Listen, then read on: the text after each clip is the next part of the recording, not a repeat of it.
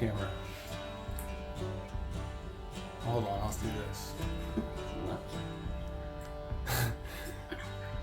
So I've never done an interview like this, and neither has she. I'm here with Lacy Lewter. Lacy is one of my really good friends from high school, and I think the best place to start Lacy's story is in high school. And so what we're going to do is talk to her. I want to hear her story. It's probably not what you expect, but she ended up here in this bed on this air machine, and there's a lot of things that happened between high school and here. So let's talk to Lacy. Let me get this. Okay, so high school was very popular. It was easy. Yeah, so I was just looking through our yearbooks over the weekend. How many different clubs were you in high school? I think just all of them. All of them? just all of them? I mean, like our senior year, the who's who. I know I got a lot of those. You participated about as much as everything as you could. Yeah. All my friends did. Everybody. I think our class was really cool because we were all friends, kind of. Yeah, a big portion of us were all really good friends. And you and some of your friends would even be considered the goody-goody Yes, ladies. we were. Yeah, you weren't getting in trouble or suspended. You weren't doing drugs. You weren't doing none of that. Never got in trouble in school. Never did drugs in school. Like, we might smoke a cigarette and split a 6-pack of Zima between like 8 of us. But then after some postpartum that was undiagnosed and a prescription of Adderall, I had a meth addiction. It's about 7 years worth of meth addiction. So in high school, you weren't getting fucked up. You might show up to a party, but you'd have like one Zima.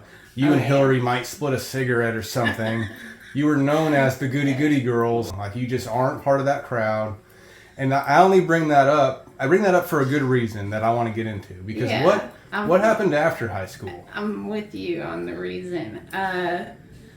Well, after high school, I got married young, had a child young, had postpartum, and I just had my confidence was just whittled down to a nub by then.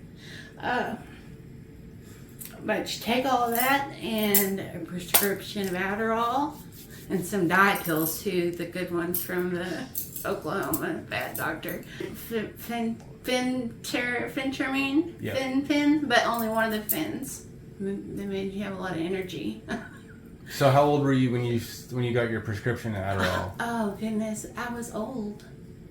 I should have never been diagnosed with ADHD. I was grown. Worked at the hospital. I was probably 24, and I went to.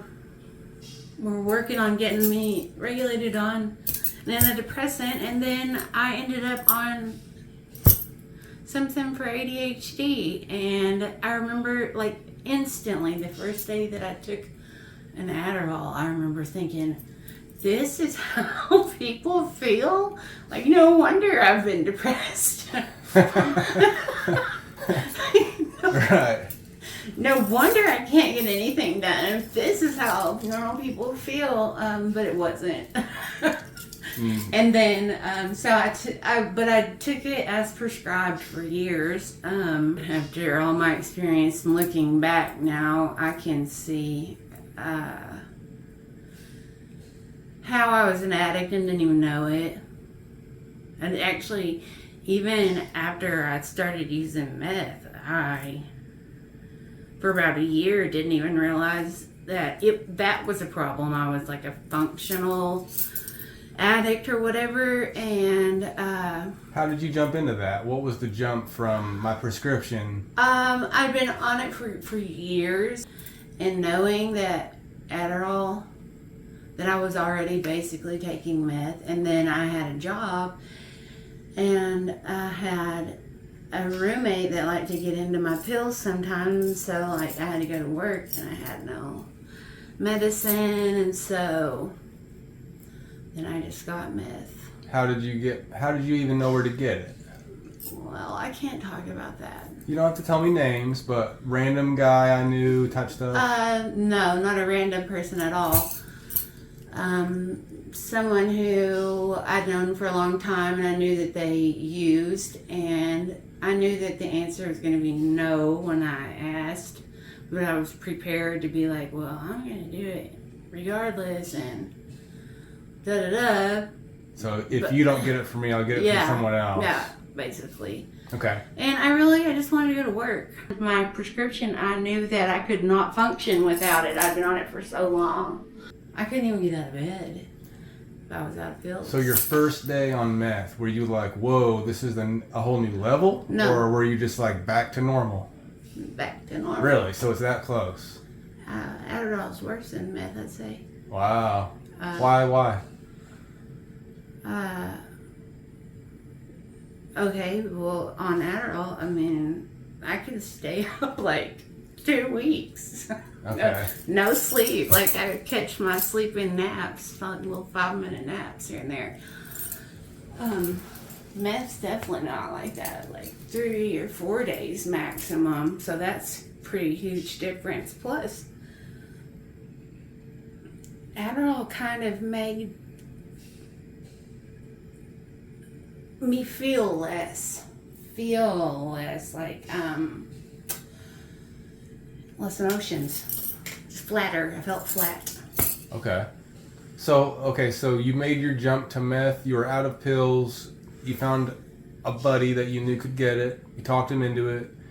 So how do you keep doing it from there? Is it like next week I need some more? Tomorrow I need some more? Actually, no. Then whenever my prescription was ready to be refilled, like I just went right back to taking my Adderall and just like keeping a better eye on it. So I don't know how long. It was a good while between the first time that I used it, and then I really have no idea when the next time was. I'm sure I was just out. Did you ever start just only doing meth? Yeah. So what was that transition? The reason for it was money. It was cheaper, honestly. And plus, I didn't have to go to the doctor. It was just easier and more and cheaper, I guess. And the transition as far as switching from a medication to like an illegal substance, there really was none. It was just more convenient and cheaper. Yeah. Okay. I don't know how different they are. I don't think they're very different. But I mean, I was never ADHD to begin with, so that was pretty sucky that I got that late in life diagnosis that nobody had any business giving me. Yeah. Yeah. There's no way I can be the only person who. I know you're not. Yeah. I know you're not. Who was prescribed Adderall and then like transitioned. Yeah.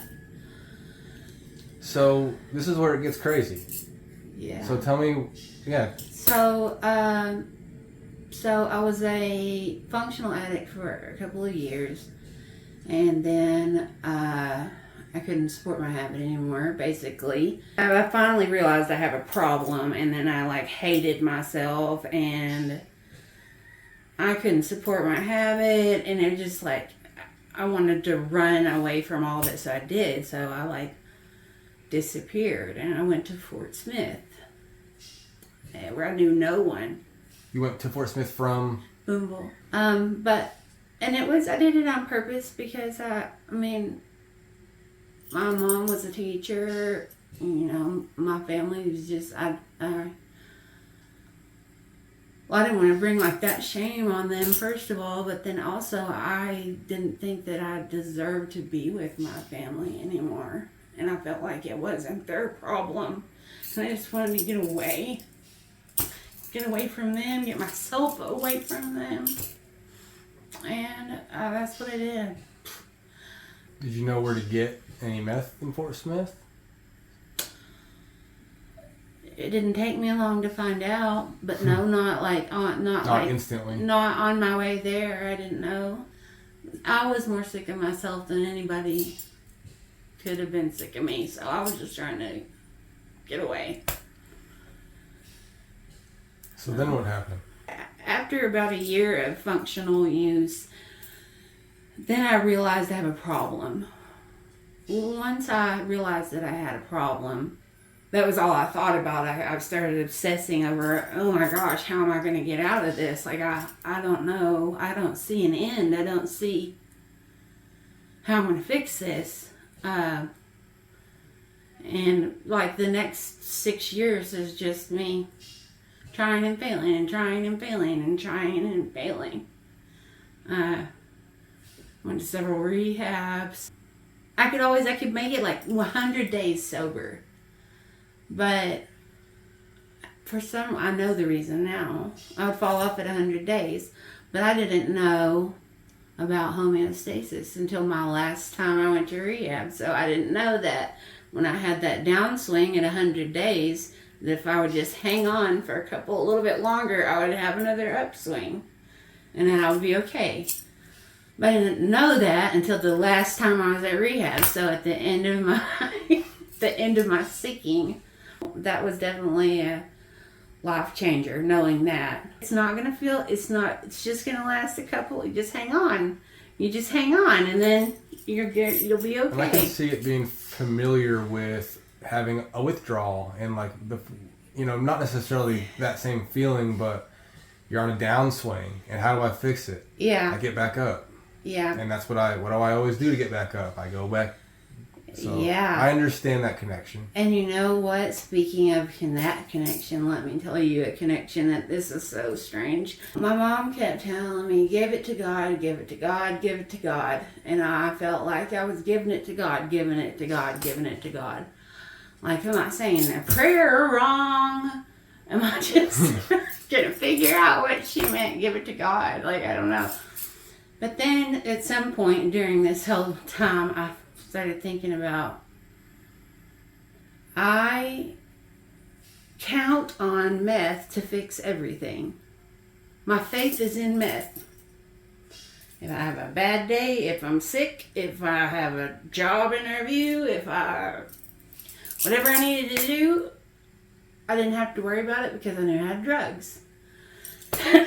So if you can kind of like make the connection to your higher power and like putting all of your faith, all of your things that are too big for you, you know that you need something to help you handle it, and I knew how to let meth help me handle it, so then I just kind of like passed it over to my higher power.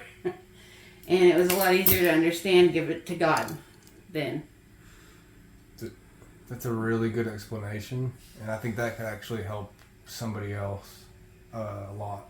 Just having heard that makes a lot of sense. Or like it's out of your control, so let it go. Oh, can we talk about my eyelid tattoos right now? So let's get into how and why do you have eyelid tattoos? Okay, so let's look at your eyelid tattoos. Can you get up? Can you put your eyelids down and get close as we can to this camera? Okay, this is the eye that you can see it on. I can't tell if I'm close or not. Am I Yeah, close? you are. And you can see them. You can see RES. Okay. And so you actually have tattoos on both eyelids that kind of worn off. It says, who cares? Who cares is what it says on your eyelids. But it doesn't mean like, who cares? It means, okay, so, after I gave it to God. Oh, I didn't tell you that part. So I was mad and I gave it to God. I quit. I'm just going to keep getting high, and God, if you want me to get better, then fix me. That was in there too somewhere. I was just like doing drugs, and I didn't know how I was going to get out of it yet. But I was very sick. I'd been sick for a long time. And after I said that prayer, or said that, whatever it was, that I was mad and I was going to quit trying, and fine then, God, you just do it. In like 3 days, I had to go to the emergency room because I was so sick. And the emergency room doctor, he'd run some tests and things, and he came back in the room, and he'd already spoken to me, and he was like happy and just kind of like had a good bedside manner or whatever. He comes back in the room, and he's like super serious. And I knew right then that I was going to be sick. Yeah. And that I wasn't, that was going to be my way out.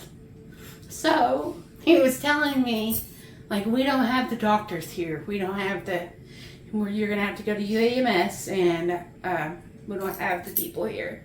And so I'm like smiling as he's telling me this horrible news. Like, I'm not taking it the way that he expected me to. I remember him saying something about it. I don't remember how it went, but I remember him saying, like, you're not, are you hearing me? What I'm saying? You're not taking this very, like, I expect you would. But I knew that I wasn't going to be like insta-clean, but I knew that it was the beginning of the end. Getting sick was the beginning of the end. The first 40 years of my life, I really did not do good with that. So, like, I'm not really tore up about my life. It's going to be short because I wasn't good with the time that I had. And I know now, I know that I'll die sober. Never thought I would say that. So how did the eyelids happen? Oh, that's what we were talking about. I'm sorry. No, you're fine. So you're in the middle, or maybe even towards the end of your meth addiction? Yes, it was toward the end. It was the last day I was telling everyone bye. The whole time I wanted my eyelids to say, who cares? To let go of things that weren't in my control. That's what who cares means. It's just, let's turn it loose. Who cares? You can't do it. Anything, you can't change it. So for like 2 years, I've been telling everyone I want this tattoo. And one of my good friends, like, threatened everyone. Like, if anyone tattoos her face, then you're going to get beat up. So nobody tattoo her face. And then, like, my last day that I was in Fort Smith, I said, you're seriously to this person. I was like, you're seriously going to let me go home and die without my eyelids tattooed? Like, that's all I wanted. And so we got a tattoo gun. Someone had one that day.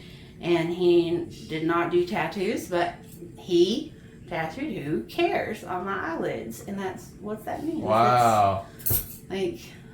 That's like my mantra, like how I got. How long ago was that? Over 2 years. Okay, over 2 years ago. Mm-hmm. And that was your last day on meth? No. Well, last week I was on meth. It was the last week I was on meth, yeah. Like the last time I got sober? We have several times that I got sober. Well, I just want to kind of keep everything in order of how everything happened. That's so hard. Okay, so... And was there some kind of biker gang and stuff? Oh, gosh. There was all the gangs. Like, this is what I want to know. There was all the gangs. So tell me, like, these are the details. Oh, so no.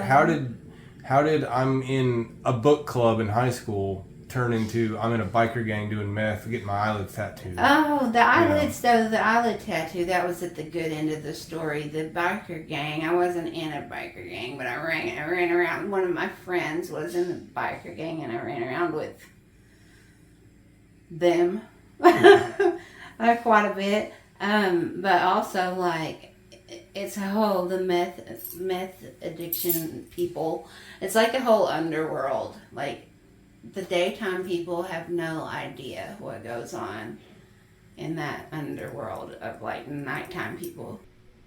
So how did you meet somebody in a gang? How did Lacy Lewter how did Lacy meet someone in a gang? Start hanging out with a gang?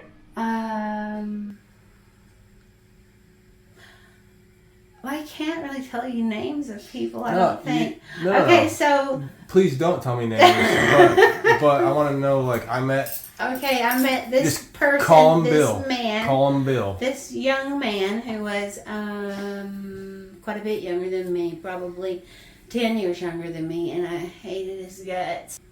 He was probably 32 and 22. We'll go for that. All right. So, I hated his guts, and he was like had like swastika tattoos and like, you know. How do you even know this guy? I don't remember, but I remember not like when he was friends with my friends. You had similar method dealers and stuff like that? I'm sure, yeah. Okay. He was just like, all of his friends were like gang members. So then, you know, naturally, if I was running around with him 24/7, all of my friends now are gang members. Okay. So let me ask you this. Let's say you never met them. Would your addiction have stayed the same? Do you think? Yeah. Oh yeah, for sure. You don't think it would have changed at all if instead you met some people that were really into kayaking, and you had a heart to heart with this guy that was an I would all-star? have looked for people who were doing meth, not people who were kayaking. Never. I guess that wouldn't have. No, it was just the drugs. My addiction is so strange compared to other people's. Like, I feel like, okay, take me back to high school to whenever I was a good girl. Then how does a good girl end up, like we said, like a crackhead? I almost feel like it was my wilderness. Like, I wasn't meant to be on that medication. Like, it was because somebody wasn't being responsible, and I was prescribed a medication that I shouldn't have ever been on. And so, like, things just happened to me. And I had to figure out how to, you know, of course, own my part. But things happen so strange. Most of the time, people who are addicts, like, they're around it, they're in their families, or, you know, they just have a different story than me. You weren't thrown into it. You weren't brought up into it, but it found you. And actually found you because here's a legal piece of paper saying you can have these. Oh yeah, that was so much worse. Whenever it was legal. And I mean, I was way overprescribed. And like, I wasn't even taking more than what the bottle said. So if a doctor says, here is a prescription just for you, it's going to make you feel better. And it's a doctor that I worked with. I worked at the hospital, so, I mean, I worked with him all the time, passing, like, making copies or doing whatever, just chit-chatting back and forth. You know, it was just like anything else that your doctor would prescribe to you. But I don't want to say that, like, blame my addiction on that, because I still have a very large part to own. But I think that was very irresponsible. Yeah, absolutely. So I understand that. Put that in there. Everyone, yeah. So we kind of know the timeline. You know, you get prescribed, you run out of your prescription, you find some meth. Later on down the road, it's just an easier, cheaper thing to start doing meth instead. Mm-hmm. You do meth more consistently. You even meet people who are in gangs. I lived, when I was in Fort Smith, I was only with people who were like... That's what you did. That's what I did. So, and then we know that eventually you go through rehab a few times, and finally that fifth time is whenever you come home back to Boonville, and since then you've been doing better. But I'd love to know, I want to know some crazy shit that happened when you were in Fort Smith. Okay. And leave names out. You can even leave specific places out, but, you know. I mean, there was some crazy stuff with the cops one time. Because you weren't just having fun every day. No, it was not fun. None of it was fun. So that's what I want to learn. That's what everyone wants. It sounds like you're having fun. It sounds like you were just getting drugs and hanging out with bikers and learning shit, having a great time, party time. No, it was not fun. So it was homelessness and constant. There we go. Trying to find food, constant trying to figure out where I was going to sleep that night, constant trying to just, and I did that to myself on purpose. I did that to myself because I didn't want to think about how I'd run my life. So I filled my life up with surviving, and I think that that's why homeless people and mental illness go hand in hand, is because you have to fill your mind up all day long, 24 hours or whatever your wakeful hours are. You are searching or working or you're trying to survive. You're in survival mode. So I'm gonna get personal with you. Like, what's some of the fucked up shit that you had to do to survive? Were you ever in a position where you were on the corner with a sign saying, Oh, no. "We'll work for food"? Oh no. Actually, I couldn't ever really figure this out. I have two ideas. One of my close friends said it's because of my attitude, because I always have a good attitude, even through the going to jail, running out of gas, being chased by the cops. I've always got a good attitude. And so I never had to people just wanted me around. You never felt like you hit rock bottom to a point where like it's time to start begging or it's time to start. No, I didn't ever have to. I didn't ever. Did you ever have to do any favors for a place to live, stuff like that? No, it was just really. This is not normal. This is not normal for that lifestyle. It's not normal for people to let you be around whenever you don't bring anything to the table. Although I did know some people. Some people wanted me around because of who I knew. And that was everyone. And most of the time, the people that I knew, it wasn't even connected to drugs. Like different gang members. No, that sounds so silly, gang members. But they are. I didn't know them about, getting meth. It was like, hey, do you want to come over to my mom's for Thanksgiving dinner? Like, it wasn't a drug thing. So I don't see how that really benefited anyone to have me around because of who I knew. I don't know why people wanted me around. I didn't sell drugs. So you did a lot of couch hopping with people? Yeah, and I did. We called it softening the look. I have no visible tattoos. Well, now I do on my eyelids. Before then, I had no visible tattoos. I had a valid driver's license. I had a legal vehicle that was insured and tagged and in my name, and everything looked legit. So we called it softening the look. If you have to travel somewhere with someone who maybe has, a rough record, to have you with them, it softens the look. If you're the first person the cop's talking to, I might not even talk to that second or third person because it's you. No criminal record. Everything's on the up and up. Right. This girl's definitely not on drugs. People. P.S. Yes, you are. Mm-hmm. And that worked for my benefit also because people saw something in me that they wanted to protect, like something that they had lost of their own self. Like I said, everyone that I hung out with used needles, and I knew better than to use a needle around any of those people. Like, it would have been the last day of my life. It was very serious that we weren't going to let me do that. I'm very, very grateful to those people. That could have been a different story. It absolutely could have been. There were times that it almost was, and I'm just very grateful that I had people who actually cared about me, even though they are addicts. Yeah. I still have a group that is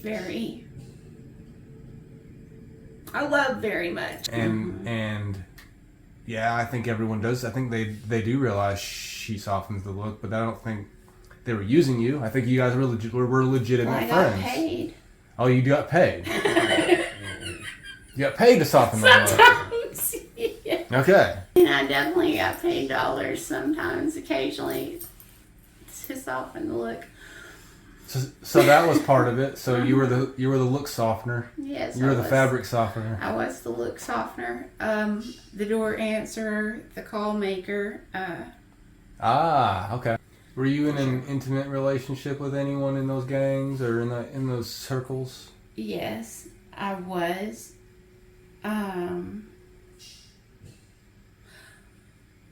One in particular. I don't really know how I can say any more about that. We were together, and then I went to rehab for a little while, and then I got out of rehab, and I ran back into him. On and off for a few years, maybe you could say? Probably not a few years, probably a year and a half. Okay. Maybe 2, but... Did that end in a dramatic ending? It was horrible, yes. It did end in a dramatic ending. He did a lot of business, and he knew... I've heard a lot of people say that, like, whenever they get in trouble with the feds, that they know that someone's watching them, that they know, or whatever. And, like, I didn't know any of his business, thank God. Like, just thank God. That would have been so stressful if I would have known any details. But he did tell me that I could not go anywhere with him this specific day, and he said it's just getting too hot, and that's all I knew. And then I got left, and then he went to federal prison. Were you ever questioned being his... Thank God, but no. And if they would have questioned me, I didn't know anything. If I started to even talk about anything that I shouldn't know about, he would just shut me up. He was always so sweet to me. He never was rude or mean. But he would just, like, we'd have a code word and he'd say it. And then I knew that I was, that was like, you know, I didn't need to know. Can I know the code word? Bacon. Bacon. It makes a lot of sense now, huh? Bacon. Yeah, makes sense. Were you ever, and not necessarily him, but maybe him or maybe someone else, ever abused in any way while running around the circle? Were you beat up, hurt? Oh, not with him, never. Robbed, anything? I did have a couple. I was in a couple of abusive relationships. Why I would let myself go through that, I don't know.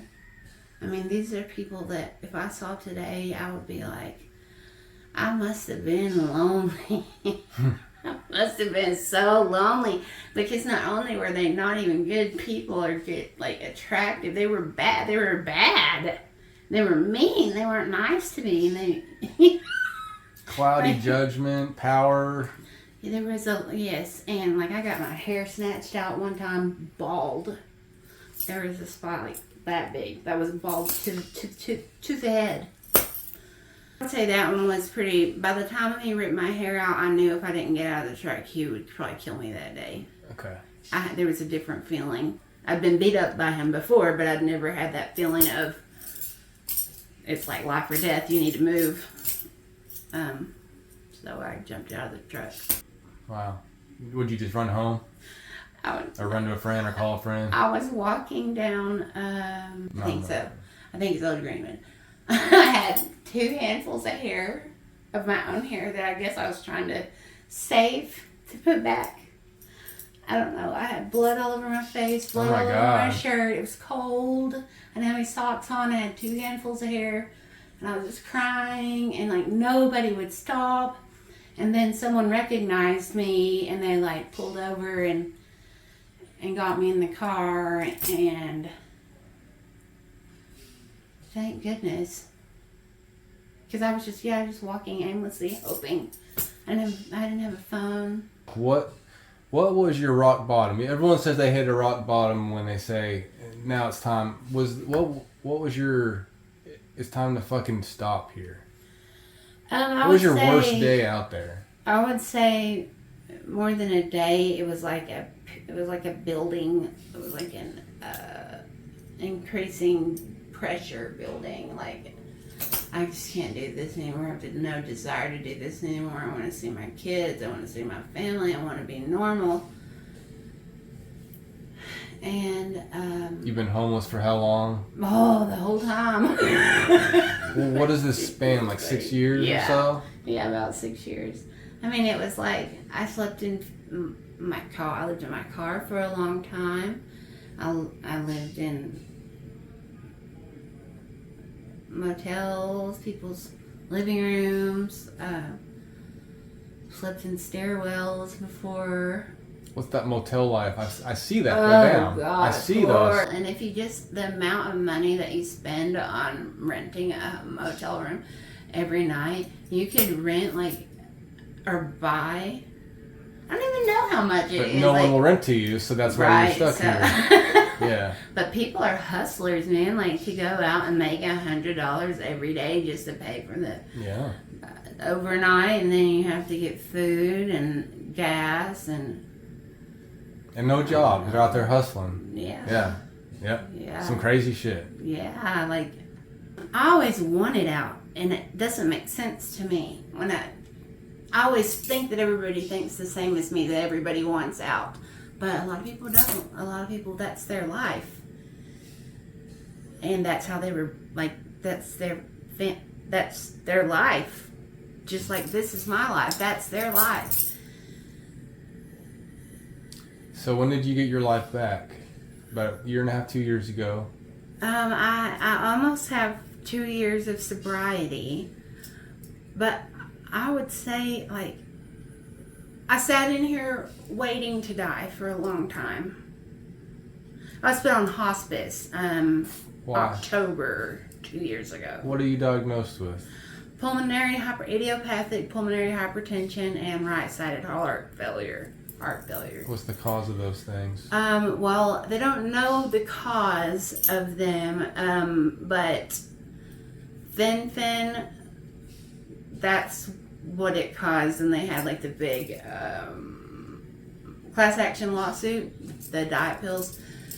It caused pulmonary hypertension, and then also all my meth use definitely did not help. Like, it made my heart beat 5 times more and faster than it should have ever been beating. So my heart's extremely enlarged now. You've been waiting to die.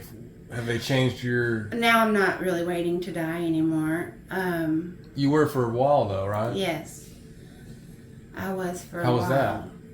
Lonely and boring, and I just didn't, like, nobody could give me like a time or an estimate or like how long is this gonna take, or what's the next step. It was just like I was sitting here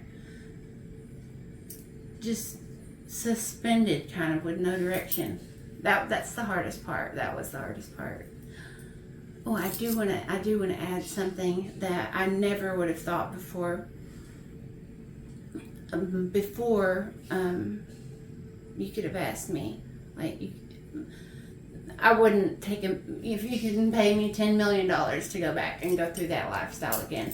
But now I feel like in my heart and in myself, like, I guess just knowing myself, being an adult, I would do it over again if I was assured that I would be back to this place after I made it out. I would do it over again. You would? Yes.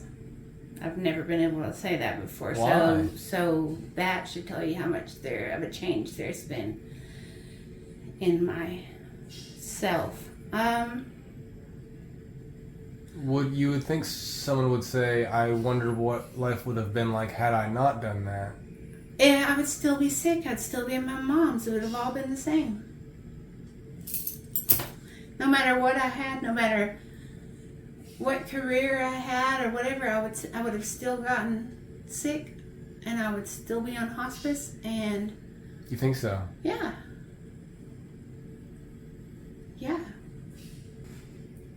When you live another 10 years and we got... I'm going to be really mad. So, that's not what you're supposed to say. I'm going to be really mad. Well, that just is what you're supposed to say. You just don't understand. Like...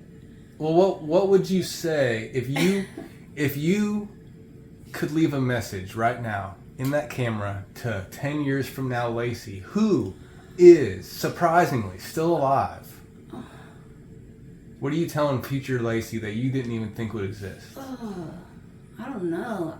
I would be mad. I would be like, I don't even know. Why do I gotta tell future Lacy something? She ought to have it figured out.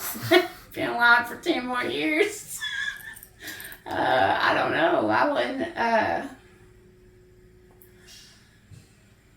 don't feel like I will last 10 more years. I haven't really had, like, I mean, my prognosis has been here to here, you know, up and down and all over to the point to where I I don't even know. You know, I don't know. But here lately, things have been happening that are new. End of life things. And let me just say that I'm at peace. I'm at peace. I'm excited. I really am excited to see, you know, what's on the other side.